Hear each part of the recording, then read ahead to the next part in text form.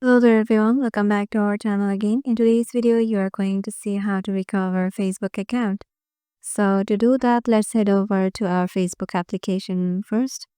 So if you have just deactivated or deleted your account, so you have to know that if you delete your account permanently, you will get a 30 days buffer time.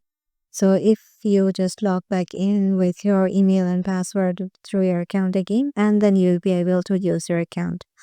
Um, there will be no deletion and the deletion process will be turned off. But if the 30 days is over, so what you need to do then, um, the account and all associated information are permanently deleted and cannot be recovered as you can see it in here.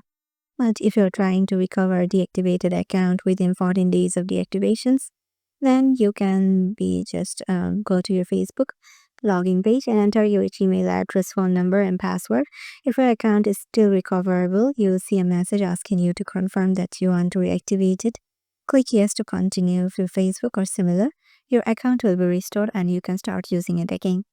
So yeah, this is how you can just do it. Hope this video will help you out and we'll see you in the next video.